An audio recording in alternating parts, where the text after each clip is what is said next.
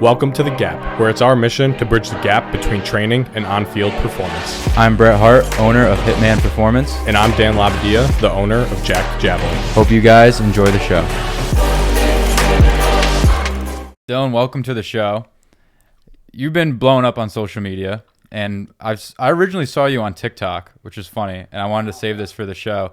It's because you were just in my For You page over and over again, and then all of a sudden I see you on Coach 'em Up podcast, where me and Dan listen to all the time. So like, oh, this guy is pretty cool. And then I see you on Instagram, and it was cool how he just blew up all at once on both platforms, at least on my algorithm. And I just wanted to say welcome to the show. It's cool that you're here. And I really wanted to just pick your brain a little bit on how you even started posting and getting into training. Absolutely. Well, I appreciate you guys having me. Stoked to be here. It's great to finally meet in person, or not in person because we're online actually, but meet and talk. And it's funny on TikTok, yeah, because usually it's through Instagram. But that's cool to hear the TikTok side. All right, TikTok's working too, so that's cool to hear. So what made you start posting? Yeah, so kind of honestly, so what got me really into social media? So back it up, I kind of started posting back in like February of 2024, so almost 2 years now. But really, originally I made my Instagram. At the time I was a strength and conditioning coach, and I was working at like a D1 training facility, those ones that have like kind of popped up over the US. Was part-time. There was really no full-time opportunity there. So I was like, I'm gonna start posting on social media, like kind of my training. I was also playing rugby at the time, so I was kind of making it like a rugby strength and conditioning account. So like essentially I was seen as like a virtual resume. I was like, maybe someone could see it, like a strength coach, it could help me get a job. I never like thought about it like blowing up or like making it my job. It was just more, I was like, it's cool. Like I love to work out. All I have to do is record myself, pop it all in there. It's icing on the cake if like it leads to something. So it kind of started as that. And then I was kind of posting like here and there for the first like 2 months. And it was actually Tim, so the Coach 'em Up podcast, like I listened to that back in March of last year, so or 2024. And I vividly remember the episode is one with they had Kelly on, Kelly Matthews, and Tim, Zach and Kelly, they're kind of talking about like how they started on social media. And at that time, because I think it's common you see someone who has like all these followers or accolades and something, and you forget obviously they have to work to get there. You're just like you're so used to seeing them at that level, like you forget like obviously they work to get there. So it's cool kind of hearing their backstories and how they like kind of work to where they're at. So honestly, like I vividly remember that day. I remember listening to that interview. It was like March 19th, 2024, and I like kind of got pissed at myself because I was like, I think for a while I was kind of like always telling myself like I was making up these make believe things in my head, like someone else was holding me back or all this and that. And then I kind of realized, well, it was kind of my own fault. I was the one holding me back. And so from there, it was kind of went full tilt into it. And I remember like writing out goals that year, and it was like I remember sitting in my car. I was like it was like the next day I was at like I used to work out at like a Crunch Fitness, and I just worked out, and I was like, it'd be sick if I had like 10,000 followers at the end of the year. I think at the time I had like 300, and I was like, 10,000 would be wild to have that. And it's cool to like look back on that and obviously see how far it's come. But that's kind of like where it started. It started essentially as a way to like hopefully get a job. Never thought it would turn into like I never thought I'd be a I never called myself this, but I guess I'm a fitness influencer. I never thought I'd be doing that for a living, essentially.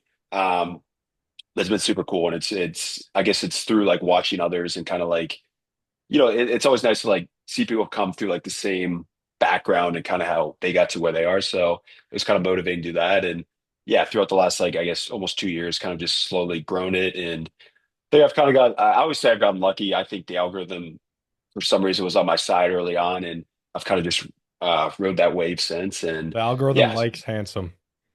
I appreciate it. Yeah, I don't know what it likes, but it likes something. I got lucky on Instagram. So yeah, wrote it from there, and then been doing, and then kind of like July of 2024, I kind of saw like a tick up in followers, and that's kind of when I started.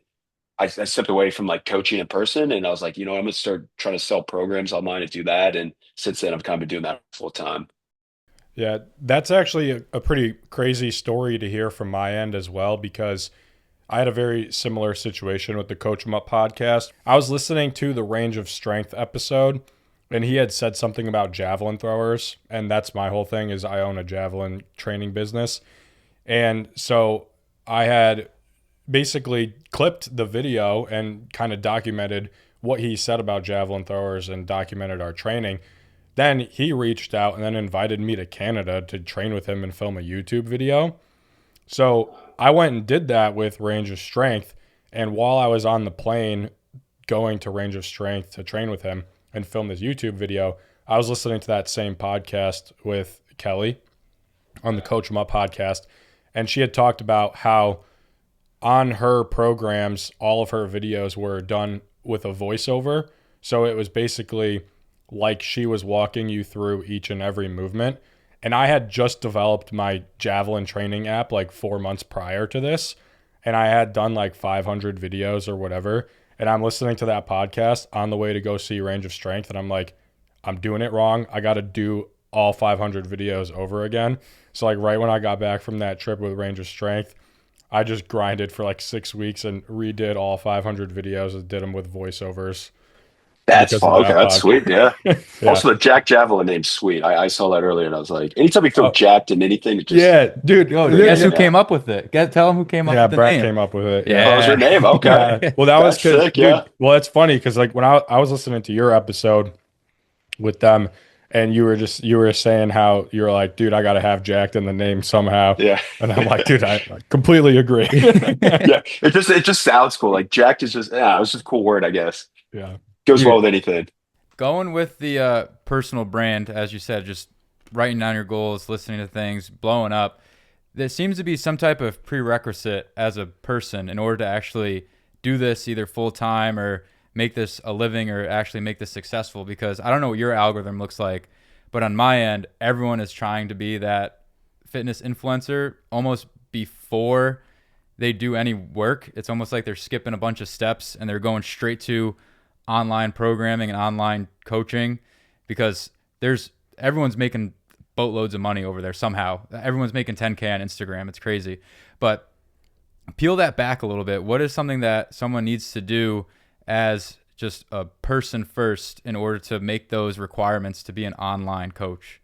Yeah, I think that's a great point. So, because I'm 27 now, so I started kind of around like 25, like posting and doing all that. So prior, like, I mean, I got an exercise science degree, and then when I graduated, I started interning as a strength and conditioning coach. I wanted to do like the college route for a while, so then went from an internship to I was a GA for a year, got like a master's, and then that's kind of when I was like couldn't find a college job. I started like working at local gyms, like local group fitness, and then finally got like a part-time job at like a strength and conditioning facility. So I think like there are a lot of like younger people like, and I see it all, and I don't mean to hate, but there's like 18-year-olds that like in their bio, it's like I help men get jacked with these two steps. It's like no hate on you. I mean, if hey, if you fall into that and you have 100K followers, I guess more power to you to go off. But I think there is obviously a lot of you know getting experience in person, actually training someone. Like obviously, like you can write the perfect plan, it's not practical at all for someone. Then it's not really worth it. So I think kind of getting your like coaching or personal training or whatever it is, obviously super important if you're going to go like the route of like essentially like selling plants for a living because you got to see if they actually work on people before you can sell them. So I think some prerequisites is like I think like a big thing, especially with like fitness and like posting about it. I think you have to be like super like genuinely like interested in what you're posting about. I feel like that's a super important thing. It's like there's probably a lot of people who like want to blow up in fitness and like maybe they look a certain part of they're very strong. They're not actually like they really care about fitness. It's kind of something they're good at. So like they kind of post about it. So I think you're more likely to do way better if you're just kind of like, you're kind of obsessed with working out or training or, you're super interested in it because you're always gonna have content to like pull from. You're always gonna be thinking of stuff. You're always researching on your own, listening to podcasts, watching videos. So you can always kind of like make stuff for it. So I feel like I don't know if there's like a prerequisite now. I mean, like, 'cause anyone can, you see these younger kids kind of blowing up, but I think in order to maybe have more success and maybe it's more like long and it could be like your career for a while is like having that in-person experience and kind of building upon that. And I think also another thing is kind of like I don't mean to say it this way, I don't know how to say it, but it's like you kind of have to have like especially in like the fitness or sport performance route, like you have to have a level of experience as far as your own training. Like it's social media at the end of the day, like people just like stop on videos like someone either looks sweet or they're like moving a bunch of weight or they're super smart. It's super educational with it. So I think you have to have like a background experience, whether that's with training before. like something takes off. Because I get a lot of people reach out and they're like, oh, how do I blow up? And they're like 16 years old. And I'm like, hey man, I love that you're into it, but it's like you train maybe for 5 to 7 years and then start posting. Because at the end of the day, you're gonna have to like you're gonna learn so much along the way. So I get it because like everyone wants to post on social media, and it's like I'm super honored to like have the platform, but I'm glad it kind of went the way it went, where I trained for about 10 years before I started posting on social media. Because honestly, forever I always had the imposter syndrome.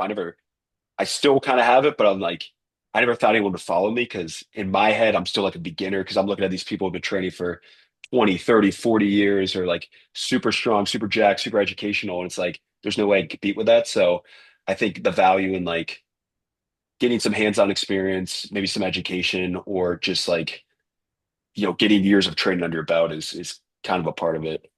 I like that a lot, and I definitely feel that imposter syndrome and not wanting to post, especially early on, because very similar background. I was exercise science major, did a bunch of internships. I've been working private sector since about 16 years old, so I was in the know for a while, and I was posting my own training here and there, and I was 1,500 followers about 2 years ago, and then I hit 164, like Damn, yeah. 164,000. But it was like a short sprint where I just Okay. went from 1,500 to 10K in a day, and then it went to 30K, then 50K. Like it just started taking off, and Did you ever like one video that kind of like I had you could point multiple. to? I had multiple. Okay, So I okay. started posting about Adam Archuleta's training and like with Jay That's how I Schroeder. found you. Okay. Yeah, Yeah, yeah. and then going Okay. down that rabbit hole, and then that's what I like because do you know who Angus Bradley is? Yeah, yeah, yeah. So he had the e-commerce book that I bought, and he had like a 90-day challenge where you have to post every day for 90 days. It's like one Okay. of those simple things that like it's essentially if you just sit down and design a post and post 90 days in a row, your Instagram will grow. Yeah. And I know Tim said the same thing, and we had Ryan Paul on from New Athlete, and he said the same thing because he heard that from Tim at a USR conference. So it all comes back down to that. And then I just ran out of stuff to post. I was like, I don't want to keep posting. I did the same lift for like 3 weeks straight. I was like, I'm running out of Yeah. stuff to post. Yeah. And then Dan sent me a video of Adam Archuleta's training. So I was like, let me just clip this up, post about the plyometrics because everyone on Instagram loves to reinvent old exercises and say they're brand new and put like a shiny label on it. Yeah. And I wanted to make it known it was just like these have been done for like the last 20 years. Like nothing's really new. Like everything's just kind of recycled. And it got 7 million views and I got almost 60,000 followers from just that one post. Wow. That's Yeah. nuts. Dude, Okay. but talk about imposter syndrome. The main post that blew up my account wasn't even me. So that's what's tough about Instagram is Okay. people can almost flip that thinking, all right, my Instagram, my brand just blew up, but now the post that took me there wasn't me. So that made me feel a certain way as well. Like, yeah, the information in the caption was great, but how do I know people are liking that and not just their training?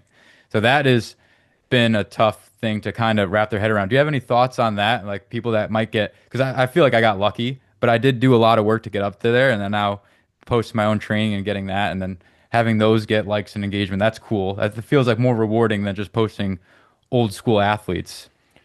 Also, Like, Brett, to your credit, before Dylan answers, we've had now a couple people on the podcast who have gone and trained with Jay Schroeder in person. So there's kind of like that loop around now where Mm. like you obviously were really interested in it. You posted about it.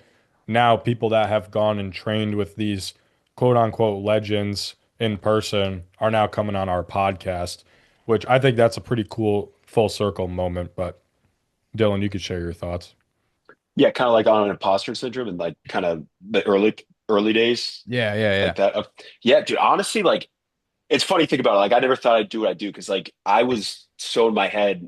I've always had like horrible self-esteem, self-confidence, kind of self-inflicted, like growing up.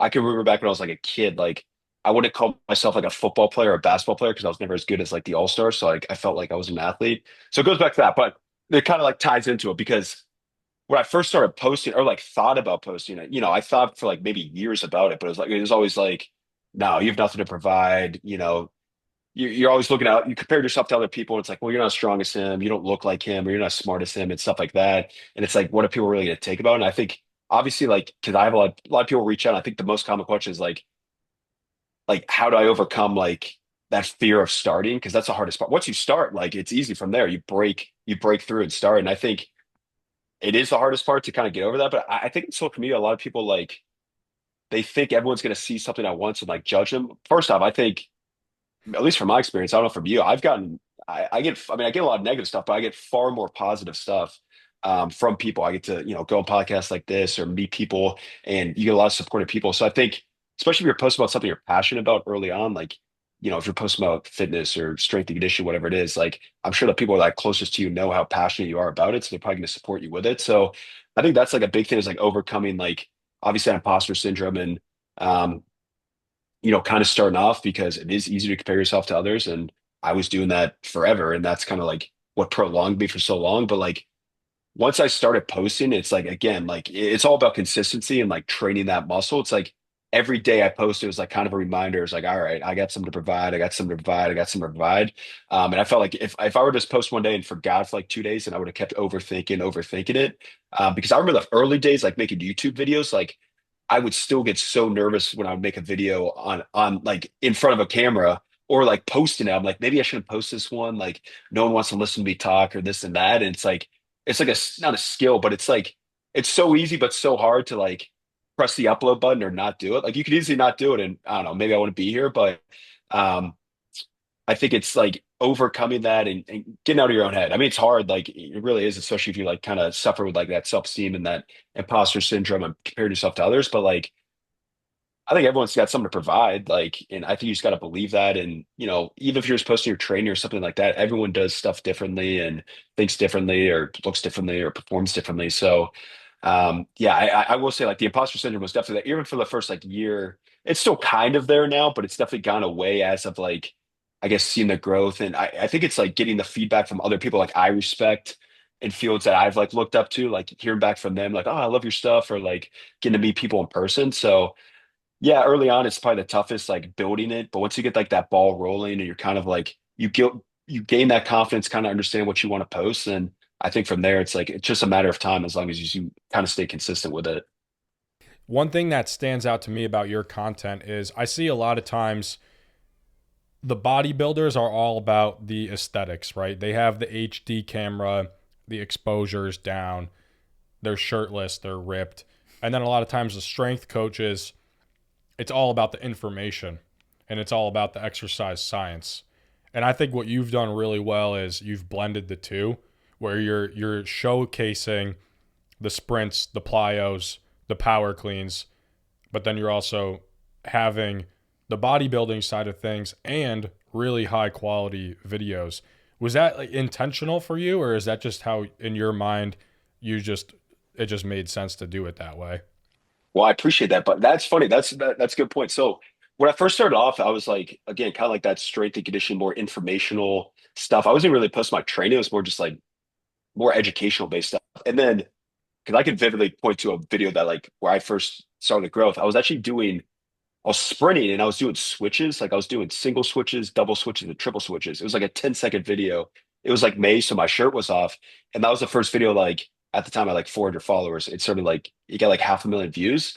And all the comments were like about my physique. So I was like, all right, so obviously there's something with this, like playing into the physique side as well as the strength and conditioning. So like I started kind of like taking my shirt off more and like doing more video like hooks and stuff with that while having the educational content. But I think what helped me early on is like I'm not a bodybuilder and I'm also like I'm not an athlete anymore. I don't play a sport anymore. So I think what helped is like I do the bodybuilding training. I care about the aesthetic side, but like I'm very performance based with my training. Like I love sprinting, I love lifting heavy and like periodizing that with all my training. So I think a lot of my followers, I think early on were like, I got a lot of rugby players early on because I used to play rugby, and I think kind of that style of training is kind of like how a lot of rugby guys train. And they also got a lot of like more bodybuilding aesthetic based people, but they saw the sprinting, they saw the jumping, the cleans, and all the other stuff, and they like, I think, kind of remind them of like their high school or college days of like when they used to play a sport, and they're like,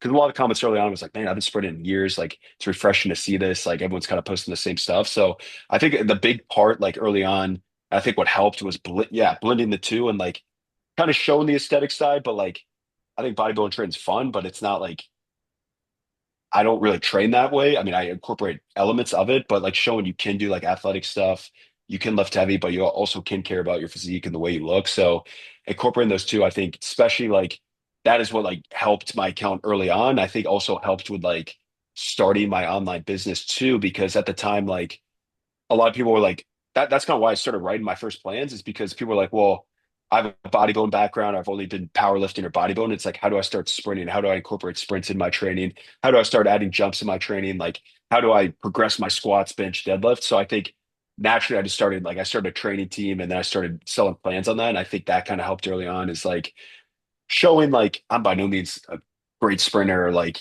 great athlete or anything, but I've done that in my training forever. So people I think people online think I'm a bodybuilder or they view me as a bodybuilder, which is fine.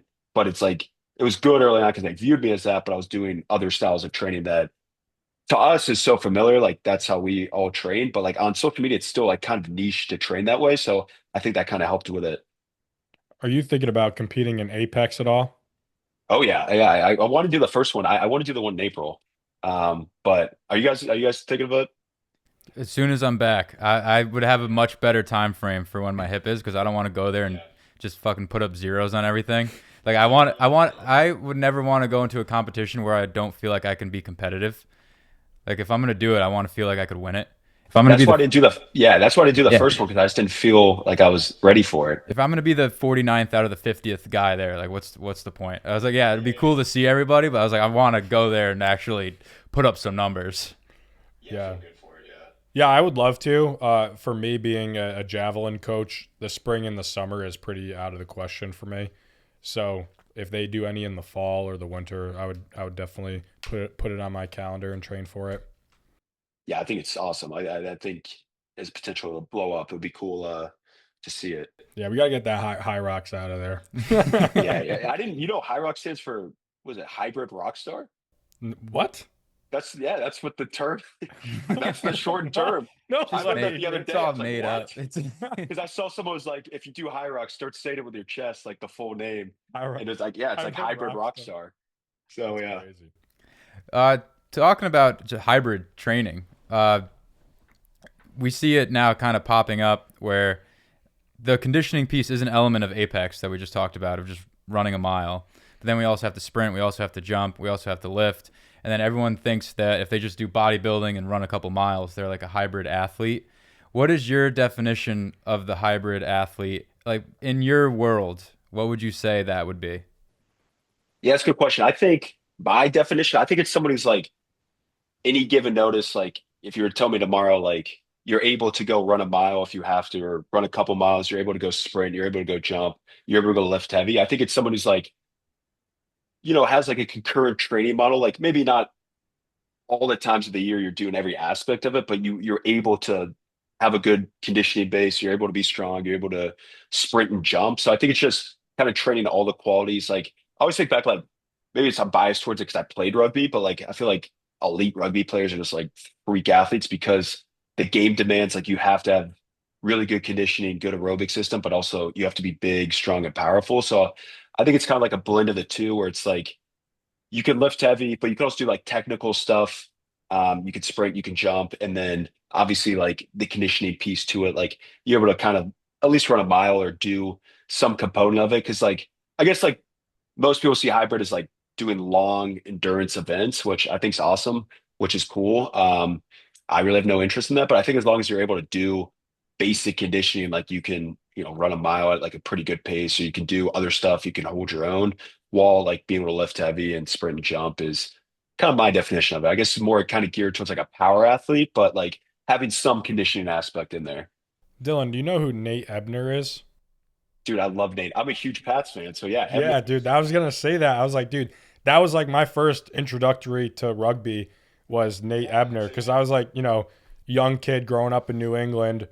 Patriots are winning the Super Bowl like every year, and then you got this dude that came over from rugby and then played, and then the other guy, Chris Hogan, came from lacrosse and then played, and then it was just like any freak athlete that's a white guy could go to the Patriots and be a weapon. Yeah, Julian Edelman went from a quarterback to a receiver. Oh Yeah, yeah, Wes Welker. yeah. What's Yeah, Danny Amendola? yeah, Yeah, sit here all day naming. Yeah, scrappy white Pats players. Dylan, you might be next. You might be getting a contract. Brave boy, yeah, Brave boy hit me up. Oh, that'd be sweet,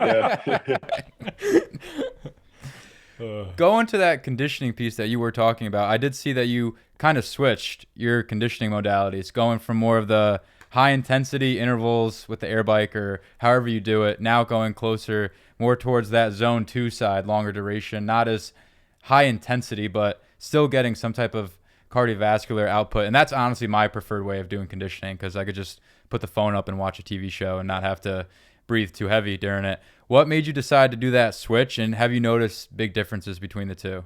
Yeah, so I think the biggest thing is I was playing rugby at the time. So like I think in rugby it's like everyone wants to have like fitness is like a big component of it. It's like what's your fitness level? It's like everyone's obsessed with that. Like coaches love doing those like lactate bath drills where you're just doing up downs and shuttle runs and you're just like dead. Like that's a huge part of it. So like I always prided myself and like I wanted to be like a bigger, stronger athlete, but I wanted to win every conditioning drill or like be able to play 80 minutes. So like I always prided myself in like doing those high intensity conditioning circuits where it's incomplete rest, repeat sprints, up downs, all that sleds and stuff like that. So I was even after I stopped playing, I kind of realized I was still doing that because I just gravitated towards it. I enjoyed kind of like breathing heavy, like sweating, it's super hot out and stuff like that. So even like a year and a half after, probably like even a year into like posting on social media, I was still kind of doing those conditioning sessions. And then it was kind of like last year, I kind of realized like, one, I'm not playing a sport anymore. I don't really want to like go do those conditioning aspects, but in my brain, it's like I always have to, if I have to take something out, then I'm going to add something in to like replace it to kind of like mentally still check that box. So my main like focus now is more like power and strength. So I was kind of realizing like these super like high intensity sessions I was doing on like non lower body speed days, they're still like very high intensity. Like I probably wasn't really recovering in between. So I was kind of realizing like, well, I wasn't really progressing on like my lower body lifts or really felt like I was getting any faster, jumping any higher. And it's because I was doing all these like, they're kind of fun, like conditioning sessions though. So replace those more with like, yeah, a lot more zone two stuff where it's like either a bike or um like an incline treadmill and just like getting my heart rate in like zone two and chilling there for like 30 to 60 minutes. Like, because I still like that itch of like, well, one, it's obviously important to train that component, but I still like doing, even if I am in like more of like a power strength block, like which I am now, still doing those on like lower days just to like get that component in and just kind of scratch that itch. Like I will say in the summer times is when I'm like more prone to doing like higher intensity or higher intensity like conditioning. Like it was actually fun this past summer. Every Saturday, like me and like I like a group of like 5 to 10 people would go to this hill and like do some sort of hill conditioning workout. So I like doing them here and there, but I've definitely brought them down. And I think throughout the year I'll like periodically use them. Like summertime, I just like going outside more. And so having an opportunity like where it's at like a non-sprint day, doing something more conditioning based is fun. But I've definitely noticed for my training, like it's definitely been a net positive, like doing more of that lower intensity cardio because my legs are fresher for lower body days, for sprints, for jumps.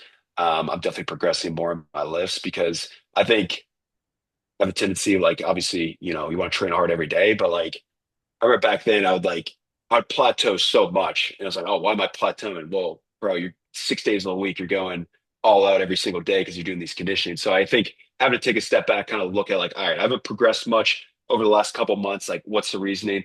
If I do these conditioning sessions, why are you even doing them now? You're not playing rugby. So kind of replacing them with stuff where I can still get that benefit, but it's not going to impede on all the stuff I care about more now.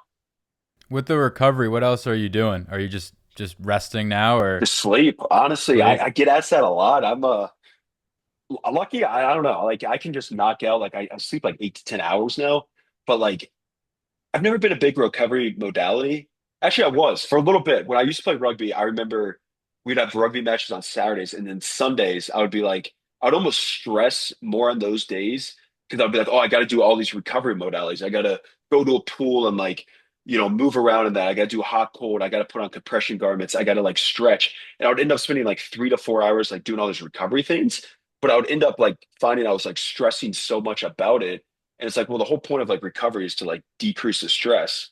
Um, so I kind of stopped just like doing all this recovery stuff and just focusing on sleep and doing that. So now all I do is just focus on sleep. Like, because I get asked a lot about like how am I going to recover session to session. I think obviously I've been training for 13 years. So it's like, I've built up a certain work capacity, But from a day to day out process, I'm just kind of focused on sleep. Like since I was like a junior in high school, I remember like hearing the benefits of like the difference between like 6 versus 7 versus 8 hours of sleep and its impact on like recovery and injury, and like maybe like scared me into like sleeping more. But since then, I've just kind of always prioritized like just going to bed around the same time each day and then waking up and trying to get good sleep day in and day out. So sleep sounds the biggest thing. Then obviously like with nutrition, like I'm 200 pounds, making sure I'm getting 200 pounds of protein or 200 grams of protein, but also obviously carbs. I think for a while I was like pretty bad at, not bad at getting carbs, but I was so like focused on only getting protein. Like I would end up getting like some days I'd have like 280 to 300 grams of protein. It's like you could use that extra 80 to 100 grams for carbs, like those extra calories. So I think also like incorporating more carbs, especially pre and post training, to obviously help fuel the training, but help with the recovery has been key as well. So the basics, honestly, like I'm a basic dude, so sleeping carbs and protein have, I guess, worked. I've been seeing you eat a lot of sourdough bread for breakfast. Love sourdough. Yeah, What's the science behind that? Or you just like it? no science, just love it. There's a Whole Foods near me, and they have like fresh baked bread. So bro, I could eat one of those loaves every day. It takes every part of me not to just like eat that whole thing every time I buy it. But yeah, I'm just a big sourdough and eggs. I eat that every morning. I eat the same breakfast every morning, and I don't know. It seems to throw a little turkey in there. It takes a thought out of the beginning of the day. Like, what am I going to eat? Just eat the same thing. Tastes good. People love routines. Do you have a nighttime pre-bed and when you wake up routine, or are you just, I just got to go to sleep now and I'll wake up when I feel like it and then just make breakfast? Like, what is it Yeah, I looking actually like? don't have a routine. Like, I was actually thinking about this. I think I'm someone who's like, and there's no hate on these people. I'm not like a health bro. Like, I'm not like into like red light or like sunlight upon waking or like walking around barefoot, all that. Again, no hate on it. But like I've always just cared about like the big things like sleeping, training, eating. And I feel like a lot of people like they major in the minors and they're obsessing over like Dude, they're more I was obsessed. all right. Sorry, I guess got fired up because I was We just go on about this. I to love say this. major in the minor. People are like more worried about the recovery than the actual workout. They haven't even done the workout yet and they're already stressing about the recovery. So I've always been someone who just like keep it basic. Like honestly, to be honest, I literally will be either watching Netflix or YouTube on my phone or the TV a minute before I go to bed. I just have a bedtime, 9:30 every night. If it hits 9:30, then I put my phone down, I go to bed. And I think just being strict with like going to bed at the same time each night, eventually your body gets adapted to it and wakes up at the same time. So I don't have a nighttime routine where I like stick to stuff. I might take like magnesium before I go to bed, but for the most part, I think my body's just gotten so used to go to bed at like 9:15, 9:30, and then just hold myself strictly to that. And yeah, otherwise I just you scroll on Instagram or TikTok and 9:30 hits, that's when I go to bed. Dude, you guys are laughing about the majoring and the minors, but it's true, especially Yeah. in the fitness world. People want to know about routines. They want to know about supplements. They want to know about what's the optimal way of doing things, and then they just forget to train hard. So I think you nailed it. You nailed it right there. Like they just didn't train at all, so they don't even need to worry about it. Yeah. I've seen a lot about the optimal way of training, and I want to just hear your take on it a little bit. Just what is your thoughts as it's evolved? Because it always keeps cycling back through TikTok and Instagram feed. Yeah. I mean, the optimal bros hate me, but I have no hate on them. I mean, I think the best part about training is everyone does it differently. Everyone, favors something else. They like something. I think the problem where it lies is like the people who get so caught up in it and think it's the only way to do something, and they're not open-minded to other training modalities. Like, well, 2 sets to failure is the only way to do it. Like 5 working sets in a workout, like doing these bizarre exercises, which are fine. Like I think those are great training modalities. It's just when people become so obsessed with only doing that and they anything that's outside of that, it's like you're an idiot. Like the amount of people like kids who are like 15, 16, like comment on bros doing 4 sets in the year 2026. Like, what are we talking about, guy? Like it's like these bizarre things. Like they think there's only one way to train. Like I think it's good. Like there are a lot of good elements from it. And there are a lot of smart people, but I think just being like more open minded with it, like realizing there's not only one way to do it. I don't know. I think that's why I like training so much. It's like I feel like I'm always trying to learn something from other people, like watching through podcasts, YouTube, Instagram, and like always being open to like, obviously I'm stubborn at some stuff like that I like doing, but always being open to like new stuff or new ways of training. And then also not getting too caught up in like studies that are like I don't know, like based on like untrained individuals and stuff like that, or like making my whole program around something that's like just like that. So that's kind of where I find like fault with it. But teach your own. Like, hey, if you train, I've respect for you. It's just like I think being a little more open minded to like other ways of doing it. Not thinking there's just one way to do it. I'm sure I was. Hey, I'm sure when I was in college, what is it, the Dunning Kruger effect? Like you think you know everything. I'm sure when I was like a sophomore in college and I was in exercise science, I was probably like, it's the only way to do it, bro. And if you don't do it this way, then you're an idiot. So I'm sure I've gone through that, but yeah, I think that it's important to like kind of be open minded to other styles of training. Do you know who Lane Norton is? Yeah, yeah, yeah. So he was somebody that I've been following for a while, and I was I was really big on when I was in college, following Mind Pump, following Lane Norton, listening to a lot of like muscle and strength YouTube for nutrition advice and just that type of training and stuff. And I'll never forget that when I was kind of going through that rabbit hole of trying to find the perfect program and all the optimization stuff. Like I was big on red light. I was big on blue blocker glasses before bedtime. Getting all your sleep dialed in, like wearing the fitness tracker to track my sleep and make sure I get the certain amount of REM and deep sleep every night, whatever. But his biggest thing was no program will beat hard and consistent training over a long period of time. And when I saw that, like I literally will just never forget it because it was almost like that one post just made every other piece of information I've ever digested. It just all made sense in that moment because I was like, this makes sense that I'm 22 and I didn't know anything up until like 3 months ago, and I've been able to make amazing progress. It was because why? I didn't know what I was doing, but I was training 4 hours a day for the last 5 years. So it was like there's something to be said about that.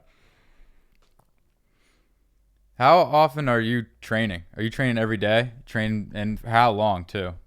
Yeah, I mean, right now, like I'm training like twice a day, 6 days a week. But that's just because I'm so fortunate.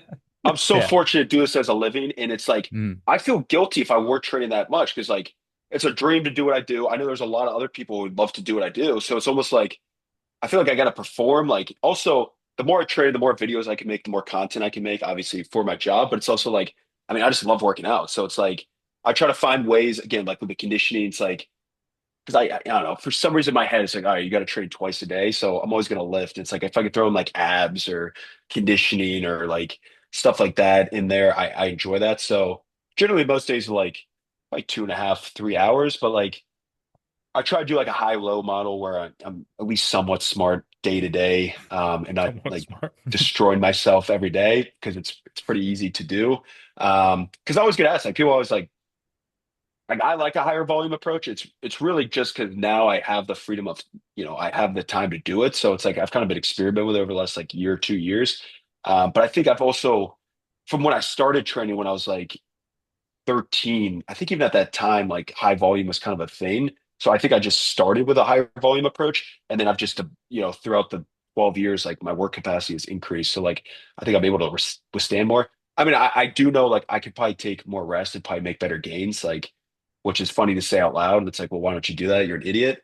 I just like training. And I think there's other components of training besides the actual gains you make, the mental side effects, all this and that I enjoy. So it's like that's kind of why I do it so much. But yeah, right now it's kind of split, like lifting 6 days a week. And then that's another thing. It's like I think I've enjoyed kind of like blending kind of the bodybuilding and like the performance side together because it kind of allows me to get 6 days of training in where it's like I can't squat and clean and jump every day, but like, I could rip an arm session to get a sick arm session or, do more of like a bodybuilding back style workout or stuff like that. So I think that's helped too. And then obviously throwing the sprints in there and then periods of like cardio and stuff. But yeah, that's kind of schedule right now. I'm not really training for anything. I guess eventually I'll start training for like I guess I'm kind of always training for like the Apex, like that style of training. But like I think once I know like when they're having it, then I'll probably do like more of like a programmed approach, and maybe I'll change it up. Maybe I'll train less or more. We'll see.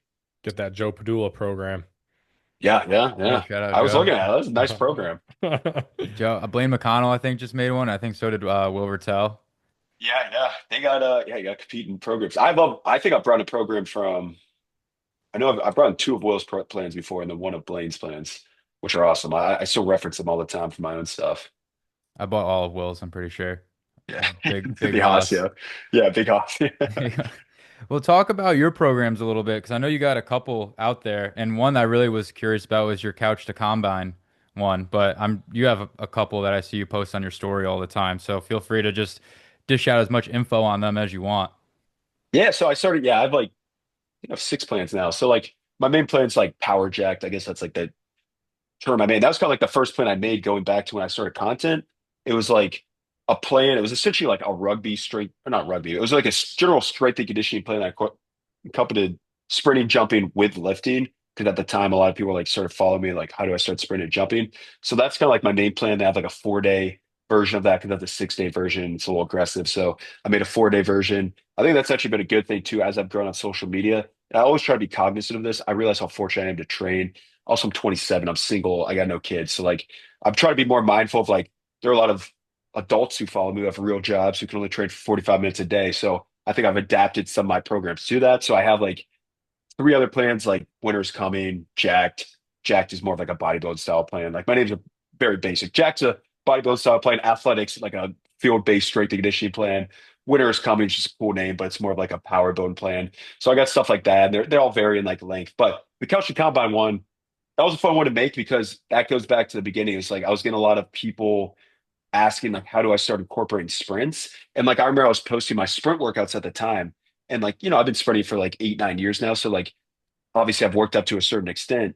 And like I would have people comment on them and they'd be like, I don't mean to laugh, but they'd be like, man, I just followed this workout and I blew my hamstring out in the third 40. And I'm like, dude, I freaking love that you're sprinting.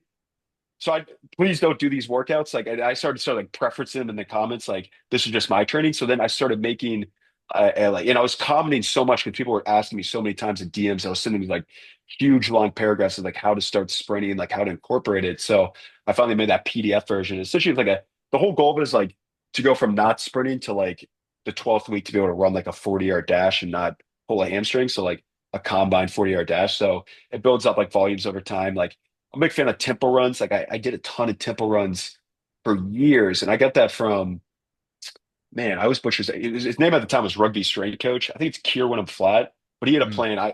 He's big for like tempo runs, like especially with rugby. I think he did them like Argentina when he's like their strength and conditioning coach. So I started doing a lot of tempo runs playing rugby, and I've always loved them in conjunction with like sprinting. So it starts off with like tempo runs, and then builds into like resisted sprints, and then finally into flat ground sprinting over time. But yeah, that was a fun one to make because essentially it was like it was cool because like in all my experience of like in-person training, I'd worked with like I guess Division 1 athletes or even like kids who have kind of sprinted forever. So it's like I didn't really have to start from zero. So it's kind of cool like to having to write a plan from like, all right, this is someone who's like hasn't sprinted in years or at all. Like how would you start them and progress them? So that was like a fun one to write. So yeah, that's like a sprinting one, and then all the other ones are kind of more lifting based. But the programs, I will say, it's been like good through social media. Like to like kind of learn like I guess like the people who are buying my plans and like getting feedback too. Like I like when people DM me like, hey man, like this workout took me like 2 hours. I only have like an hour to do. So like I think early on,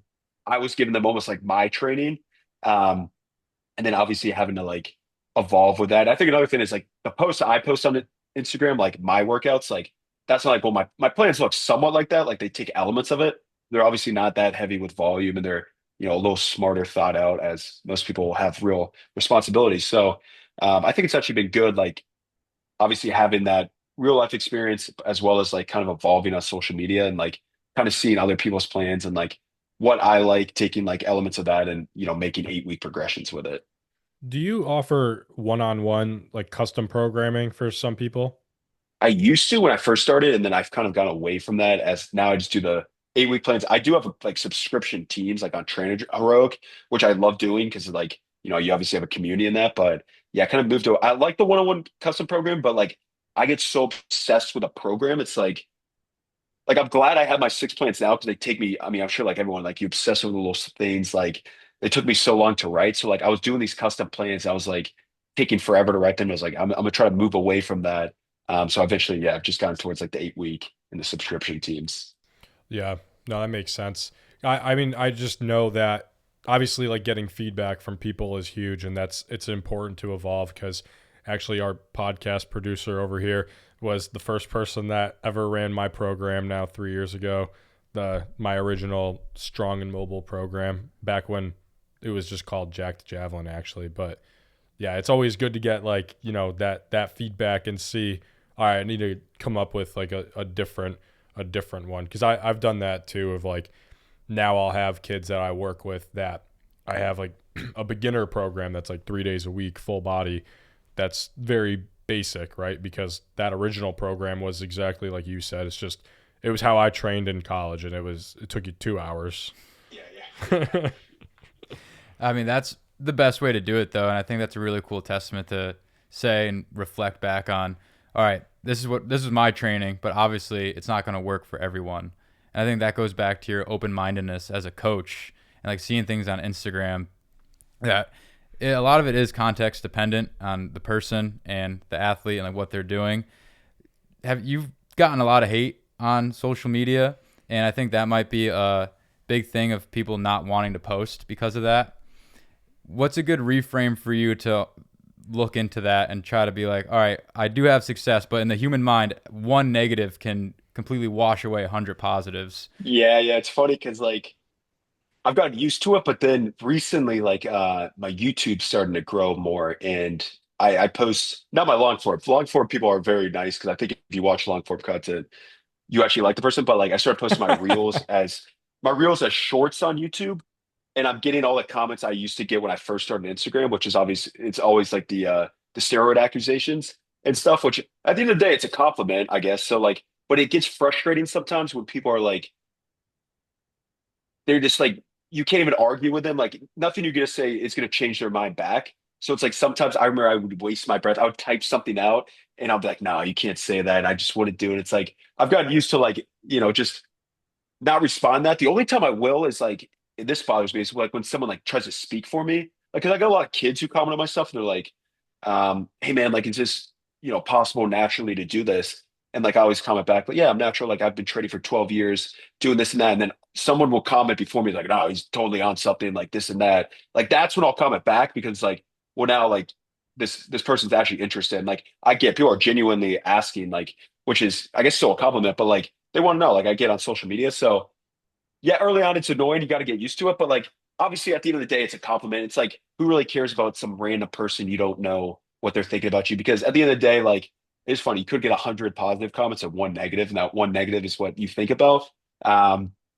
We just gotta learn to ignore it eventually over time because the people you actually care about who are watching your stuff, like they genuinely support you and they're leaving like good comments and DMs, and then makes those negative ones like it's who cares? If someone's having a bad day or like whatever, they're especially on YouTube too. I feel like people they don't have a profile. Like a lot, if you don't make content, then you don't really have a profile. You just got some random name, so like they feel like they can hide behind it. So sometimes it could be a bot. I just tell myself that it's probably AI or something. So you kind of just get used to it. And at the end of the day, I guess it's a compliment, depending on where it's from. Now, if it's like constructive feedback and stuff like that, like I take that, or like someone like I like when people like comment back or like maybe questioning my trade and this and that, and we have like a discussion about it, and like we kind of see eye to eye towards the end, like stuff like that I like. But when it's just like arrogant comments, like they like you can't change their mind no matter what. It's not worth like spending that time. And what you can do is you can block.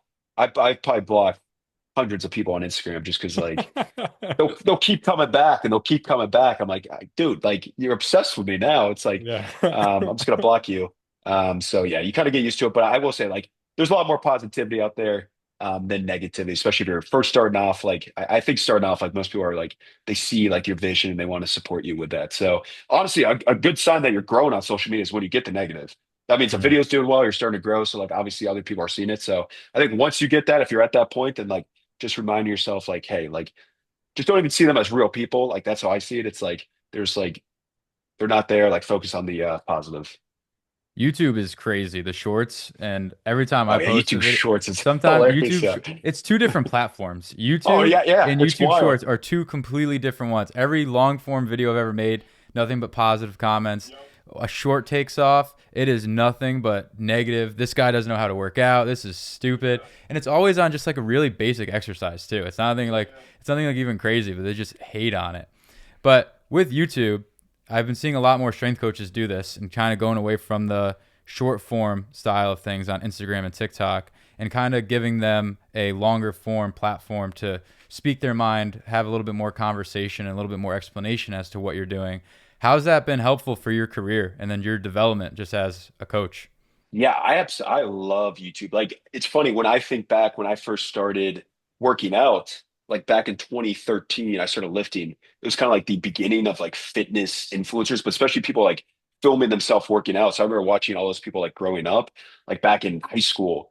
And then they're still making content now. But like I remember when I started making content, I was like, I want to make YouTube videos because that's kind of what I've always watched. I actually like I spend hours a day just having YouTube on in the background of people working out or like strength coaches, fitness people. So I always want to make that. So I think what's helped a lot with it is like when I first started making YouTube videos, I remember making the first video and I was like, what do I say? Like, how do I open a video? I've never talked on camera. The only time I ever talked on camera was like, I never wanted to listen to it back. Like I was like scared of how I sounded. And so I remember making the first one and I like sat there for like 2 minutes, like it was like recording. I was like, what do I say? And I eventually started. And it's funny, I rewatched like one of my older videos when I first started. It's like cool to see like the changes as you get more comfortable on camera. But I think it's a skill to like learn how to speak on camera. Like again, I was horrible at it. I never really knew how to speak on camera, but it's like, you get more comfortable on it. I think especially YouTube is so fun because it's like, again, it's like two different platforms, the shorts and the long form. But if people are watching your long form video, they're like, they like you and they're like, you only get positive stuff back. So it's like, I just started approaching it. I remember I used to get like super anxious making a YouTube video, but then once I started viewing it, I was like, all right, essentially, I'm talking to my friends. So I'm gonna start approaching it like how I talk to like my friends in person because the people who are watching my video, like we'd probably be friends in real life because they're obviously interested in the same stuff as I am. So I think you kind of get more comfortable on camera and kind of approaching it differently. I think another thing with YouTube is like it's less pressure in a sense. It's like it's pretty chill. It's like at least what I do, it's just like workout vlogs. So it's like it's nothing crazy. You don't have to do a bunch of editing. You don't have to like sound super polished and this and that.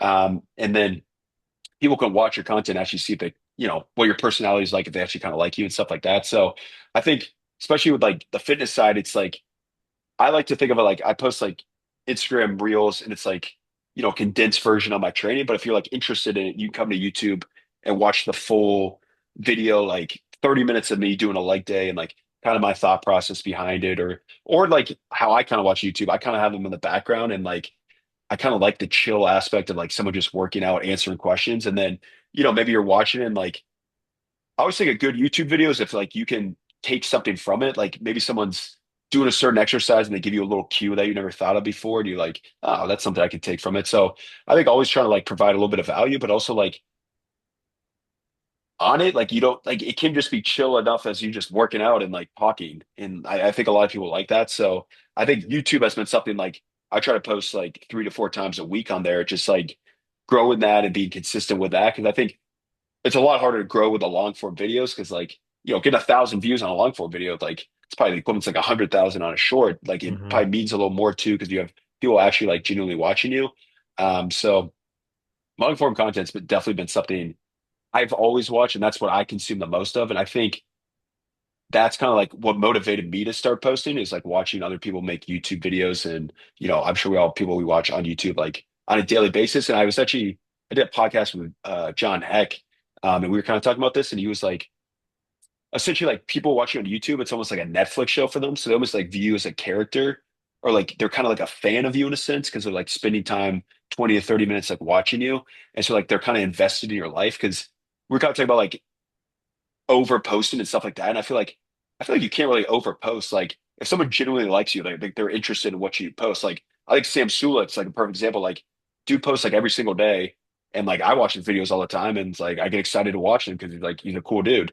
And so I think if people like you and they want to learn more about you, like they're going to be invested in your content no matter what. So yeah, I definitely think long form's a good way to go. Like it takes a little longer to grow. I think also doing short form with it, but then if someone's like genuinely interested in you, and I do this all the time when I find someone on Instagram, like, and I start watching their content, I'm like, damn, I'll click on their profile. I'm like, I hope they have a YouTube so I can learn more from them. And then sometimes I click on, they don't have a YouTube. I'm like, damn, I wish they did, or they do. And I start watching them. So I think it's also a good way to like get more people more invested in you and, yeah, learn more from you and just like, yeah, it's a fun thing to do. Yeah, no, that's huge. And I think that just being able to, like you said, articulate your thoughts over that 20 to 30 minute window and really show it and not just the highlight reel is huge, and something I've done as well that's helped me is because I get a lot of people in my Instagram DMs asking me about javelin content all the time. And instead of me trying to type out a paragraph of explaining myself, I'm just like, oh, you have a question about the block leg? Here, watch this YouTube video about the block leg. And it makes my life way easier because I put that work into that YouTube video that one time, and now it's just there. And I'm sure you could do the same thing with like, they're like, oh, like what does a leg day look like on this program on, and then you're just, you just watch this YouTube video. This is like a sample of it or Yeah, whatever. that's a great point. I do that all the time too. Someone like DM me and it's like, oh, I literally have a 3 minute explanation on this, and I'll like send it to them. It is nice to have like that bank of content too. You can always pull from, and yeah, especially educational stuff like that. Because like I did the same thing you did when you said earlier. Like I have like hundreds of like demo videos, so I can always pull from those whenever someone asks like a specific exercise. So you can always like store. I think that's another thing, like storing content and like keeping videos because you can always like reuse them in different instances. Yeah, I have like a pretty intricate library now like, on my phone. I have like every program I have has its own folder, and basically like every photo shoot I've ever done, I have like in a folder of like 400 professional photos, and then anything that I use for advertising and marketing is in one folder, and then the same thing on my desktop. I have any athlete testimonials and all that stuff is just all organized. So when I go to post it, it's like all ready to go. Yeah, I just keep scrolling. I just scroll all the way back. That's what I do. I Like, wish I keep telling myself I'm gonna put it in a folder. Like, all right, all my lower body exercises. I probably have 100 videos of me just doing a seated hamstring curl. Like I just keep everything. But it's like when I reuse videos, I'm like, I can like remember back. I'm like, I remember me doing this overhead press from July of this year, and I'll go Yeah. back and find Yeah. it. just Like we all like I don't know what that is, but I wish I could do that in other aspects of life. But I can like remember like a Yeah. specific video. I'm like, all right, that's what we'll roll with. But Yeah. I wish I could put it in folders. That's something I keep saying I'm gonna do. That's how I feel too. I'm like, oh, when was that triple broad jump from like September 2021? it's like, oh, found it. There you go. Dude, that's the toughest part of just trying to find those videos. It's funny around this time, all my athletes are kind of getting closer to a more like velocity peaking phase. And I haven't done that training for almost 2 years. So all my demo videos, and every time I scroll back, they're right around the same time. And I just have that year memorized and that date. It's like right around February 2023. I just can just send them right there. But it's just, I should definitely take a page out of your book and start. Yeah. I mean, dude, it'll take you like a day and then you never have to do it again. You just got to update it. But That's so true. Like I remember exactly where like something I haven't done it forever, but I'm like I remember I did that a year and a half ago, and I'll scroll through and do it. Yeah. Dude, something that I saw that you posted was that you still go pen, paper, text, notebook for your training. And that's something I used to do a lot when I was powerlifting, kind of fell out of it. And then I use Train Heroic. I think it's great and it makes a coach's life really easy. But I hate being on my phone when I'm training. I try to stay off it as much as possible. So I was a big notebook, pen and paper type of guy. Talk about the importance of that and how that's helped you stay just more in line with your style of training. Yeah, I actually got them right here. Let me grab 'em. But like, yeah, I got like these are like the last 2 years. I'm just a big. It's funny. I all my plans I sell through Trainer Oak, and Trainer Oak's awesome. The app is great. I've just always been a notebook guy personally. So I again, I'm on my phone so much throughout the day, mm, like working or like my own like all this other stuff. So it's like in the gym, I feel like I'm way more locked in when I have my phone on Do Not Disturb and I just use a notebook. So I think it's nice too. Like you can obviously, I've just always been a pen and paper guy for anything. So it's like you could put notes next to stuff. Like I feel like it's easier than just like typing in stuff. You can always flip back. It's always in your bag and stuff like that. So I've always gravitated towards that. I think I've been writing workouts forever. Always done it through paper. And like, if it's something important, like a progression, I'll put in like an Excel sheet so I can kind of look back on it. But I think, especially if you're someone who's like, maybe you struggle to focus when you're lifting or working out, or like if you have the luxury to like put your phone on do not disturb, um, I think taking advantage of that because I feel like workouts are so much better. Like it's always weird to me like when people are just sitting there like scrolling. I don't know. I just like feel like I like being locked in. It's like the whole purpose, like working out, is like the whole like the rest periods are fun. Like you could spend that time talking to other people about training or writing in the book or like getting hyped up. So I like spending it that way. So Yeah, nope. I just do like super basic, just write the exercise down. But again, it's like easy to reference back like week to week to see like, all right, what did I hit last week?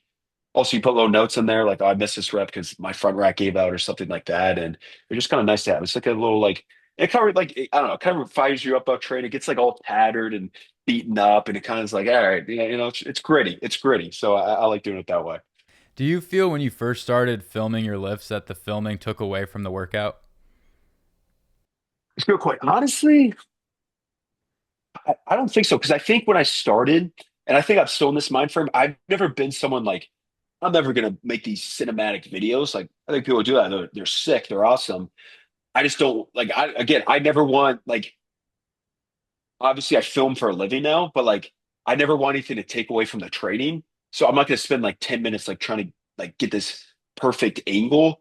Um, so I think early on, honestly, no, because like I was using my iPhone at the time. I think iPhone cameras are great because they're so like wide. So like, you can just plop it on and it's right there. And I think that's I think that's another thing. Like that's a big barrier to entry of why people don't start like making content because they think they have to have this huge background in filming and editing or like it's going to take away a lot of time. Like honestly, it's as easy as getting like a little tripod, putting your iPhone on it, pressing the red button, and like walking around. I don't think it adds any time. Like, yeah, I mean, like, I think now also like I go to the same gym, so I know like I film my squat the same angle every time, or like this and that. Like, yeah, it's good to play around with like different angles, especially if you can make it better. But like, I don't think it takes away at all. And if anything, like, 'cause my friends ask me, like, do you ever get tired of like filming? Because I film every workout every single day. And it's like, no, it's so easy now. It's so routine. It's just a part of it. Like, tripod's right there, camera's right there. I think that's the other thing too, is like when I first started making content, I was anti-tripod because I was like, I don't want to be that guy with a tripod. Like,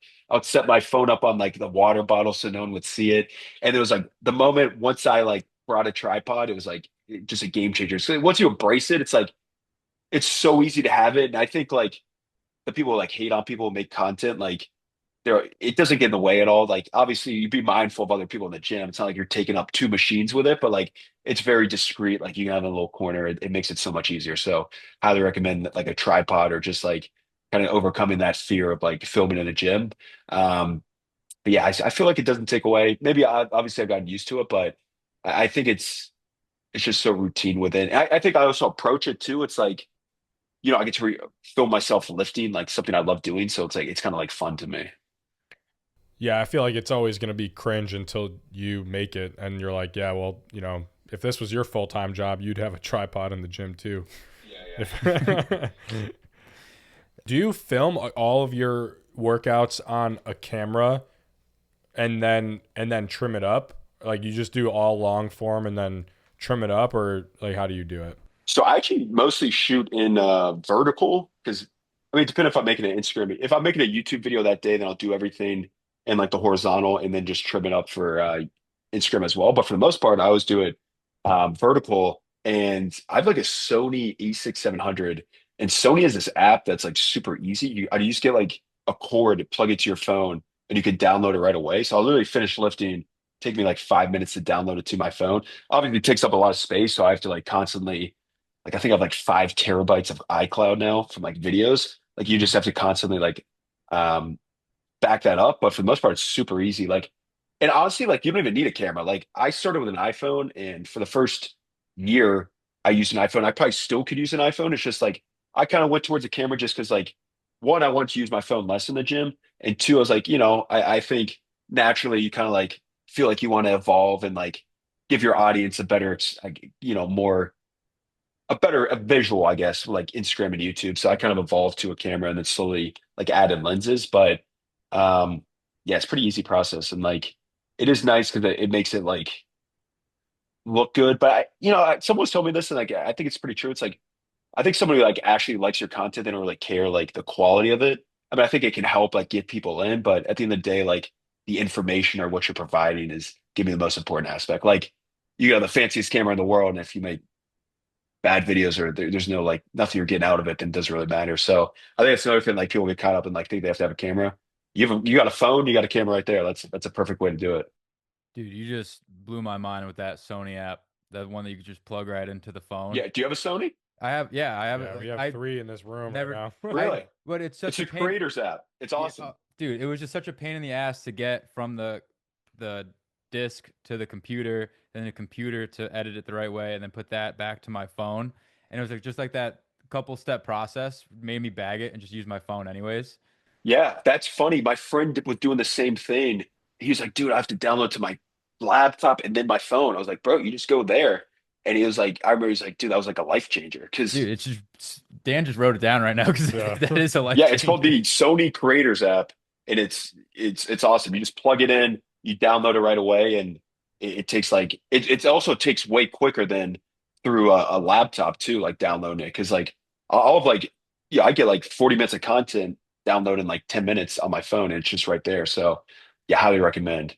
A lot Dude, easier, and again, makes it easier for someone to make content.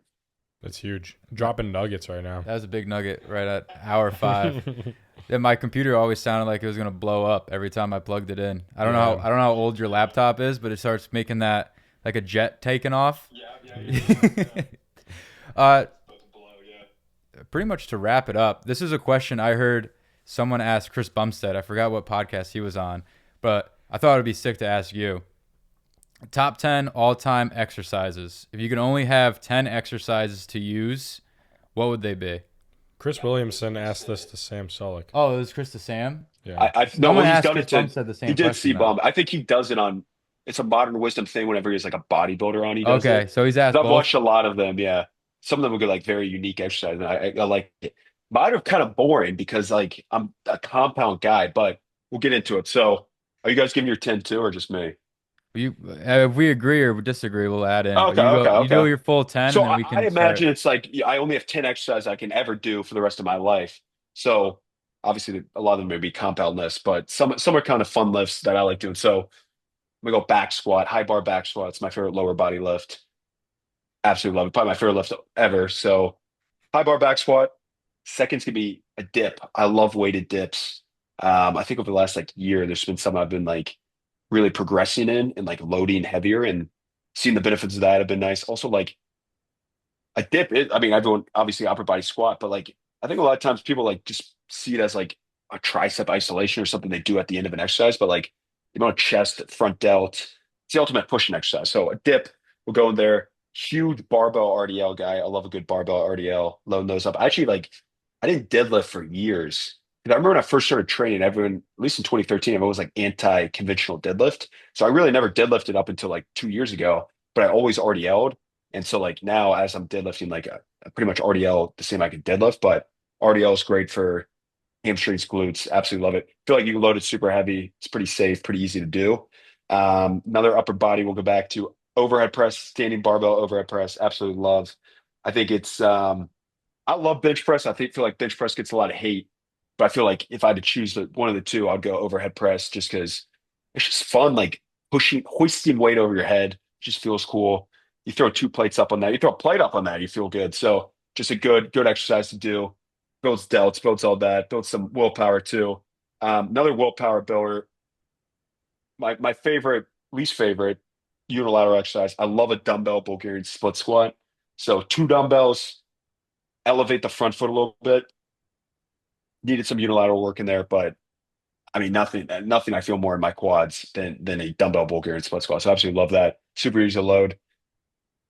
Be boring. I'm gonna do a conventional deadlift. I've started to like them more over the last year. I feel like not only from like the hingy in the lower body, but also like traps, upper back, lats, all that stuff. So another compound movement. I'm a bench press guy, so we'll go bench press there as well for number 8. Got to throw it in there because I feel like this is another thing with the science-based people. People move away from bench. I'm always going to care about my bench because anytime someone finds out you lift, the number one thing they ask is like, how much you bench? And so you don't want to be like, oh, bro, I do incline, cable press because bench isn't great. No, I'm gonna tell how much I bench. So bench, another important one there in the top 10. And then we'll go two fun ones. I like a good dumbbell incline curl. It's probably my favorite like bicep movement. I feel like just curls are a feel good exercise. Throw them in there. So a nice dumbbell incline curl at a little bit of an angle. You can play around with that too. You can do a bunch of different variations. And then a classic standing cable fly. I love a good fly, just the stretch in there, just phenomenal cables. Kind of like an overhead press. I don't know, it just feels good to be like standing and like I don't know, I feel like you feel good doing it. It's one of those exercises, a feel good exercise. You can load it pretty heavy. So that's the 10 there. Kind of bored with the conventional ones, but that's what I would stand with. I realized I forgot cleans as I was writing that. I probably would throw that in, but we won the 10. So I would have put power cleans in there, but that'll be the honorable mention at 11.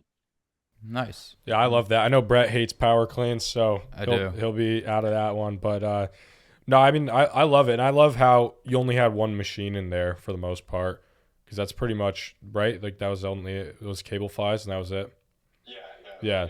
So that's kind of how I train too, is just all dumbbell, barbell movements. And then, I love the athletic stuff with having cleans in there. So, no, I love that list and don't really disagree with much on it, to be honest. I remember you said that you were a big leg guy, and that makes sense because you had a pretty even split between upper and lower in there. Yeah, I try to go upper, lower, back and forth on it. You know, it's funny. I feel like nowadays with like social media, um, people have gone so like because I use machines here and there. I used to be like very anti-machine for some reason. Now I love using them, but I'm still very everything I do is barbell, dumbbell based.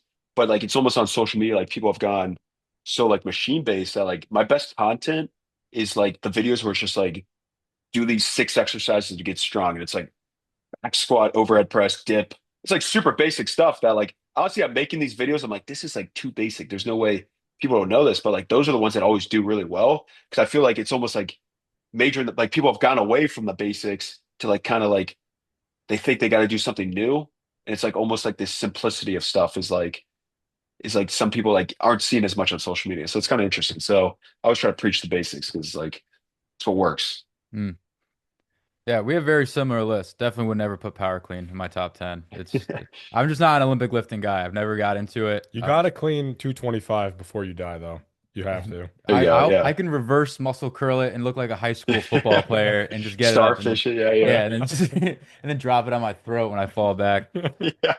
But Pass out with it. honestly, dips I never was a fan of. I always loved the hands elevated deep range of motion push-ups.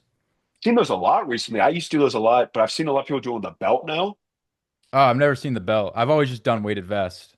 Okay, that's smart too. I've seen a lot of people do it with like rings, but they'll elevate themselves a ton and they'll put a dip belt on and it's hanging at the bottom. And they're loading like 5 plates. Dude, that's fucking That's crazy. Dude, something that is recently I've been seeing. insane. So, but I do love weighted push-ups. Yeah, That's alpha in the gym. If you see someone just yeah, that's a huge setup To be process. honest, It what is. dude, I was just about to say that, bro. I was about to say when I look at my exercise selection, a lot of times I'm looking for like sometimes I won't do exercises just because the setup is too.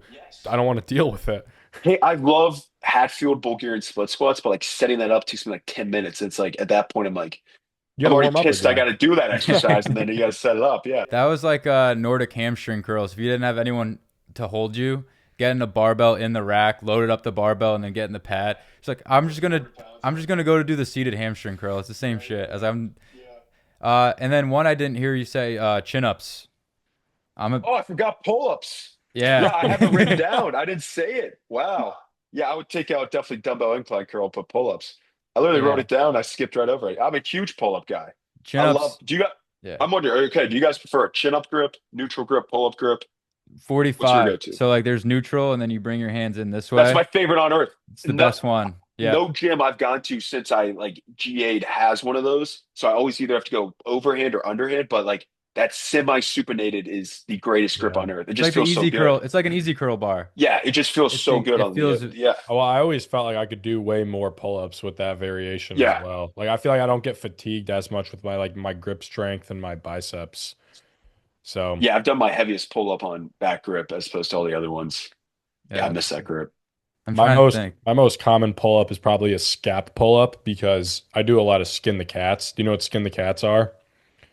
No, what is it? It's like when you could either do it on a pull-up bar or on gymnastics rings, but you basically do like a backflip Oh, through okay. the Okay. through Yeah, the yeah. bar, so you stretch out your chest and your scaps and Oh, your okay. lats like crazy, and then you pull yourself back through. So it's really big on like the range of strength guy like who we've had on the show and who I did my YouTube video with. Like he's really big into those, and as javelin throwers, we're really about like if we're gonna do bench press, we want to really make sure that we have a very flexible chest to be able to stay elastic. So I do a ton of skin the cats. That's like Okay, my I can try main those. like pull up Yeah. movement. What's actually funny, Brett, you posted I think it was like, it was an upper body mobility Yep. reel like a couple weeks ago. I have it saved. I actually did it today because my mobility is trash, especially my lats. But like, there's one in there. You have The Cobra. the Cobras I can't even do because my Yeah. lats are so. I tried to. My lats are so The tight. side one's insane. Side one I couldn't even. Yeah, Yeah. the other one I could do at a higher up, but like the med ball over or whatever the pullover one, that one's hmm super nice too. Yeah, the thread the needle. So yeah, those are good. Little, I need to get more mobile. I'm not a mobile guy, but yeah, we've got chin ups. Yeah, chin ups are definitely in there.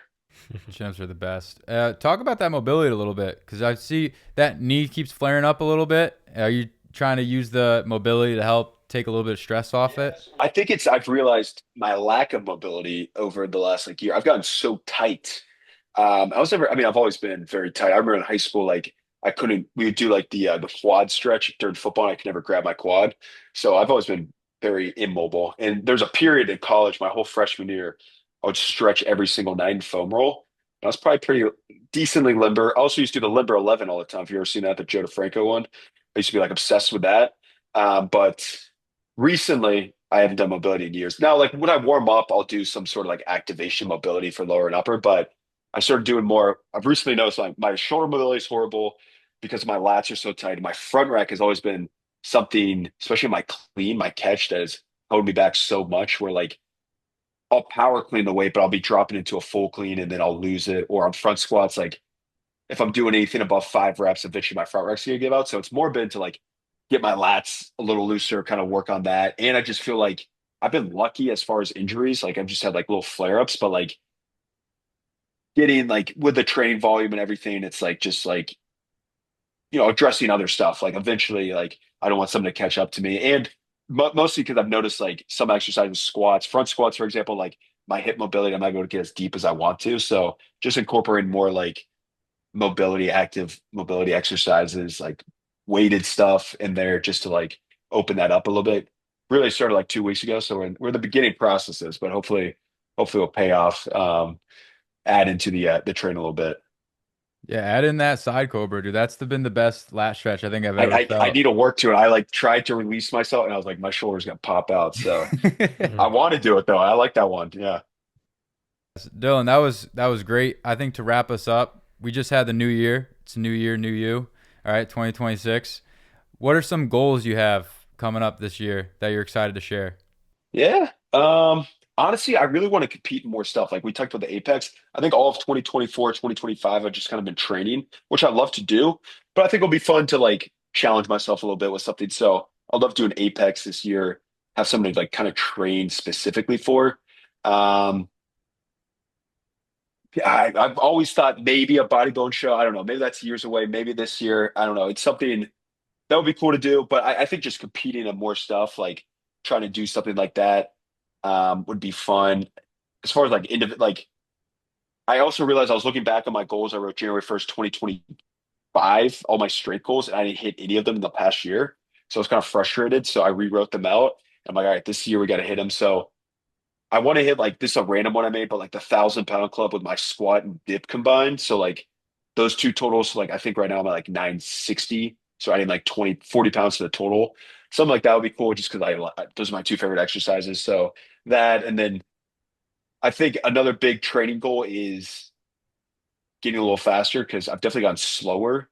And I think it's just I'm like overtrained a little bit. So like I'm a little compressed, but I think also working on some speed stuff because like I think my speed training, especially like the last year, was kind of like secondary to like the lifting. So I think actually running like a different speed plan, incorporating like different stuff and kind of prioritizing that would be kind of fun.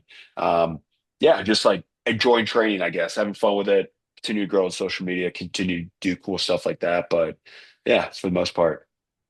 Awesome, man. Those all sound all like great goals to hopefully hit this year. We'll see. Hopefully January 1st, 2027. Yeah, I can reflect back. Yeah. Yeah. All right, Dylan, thanks for coming on, man. It was a great conversation. Appreciate you having me. Thanks for tuning in. And if you enjoyed it, please leave a 5-star rating and review and share the show, because the only way that this show grows is if you like it, share it, and tell your friends and family about it. New episode every Monday.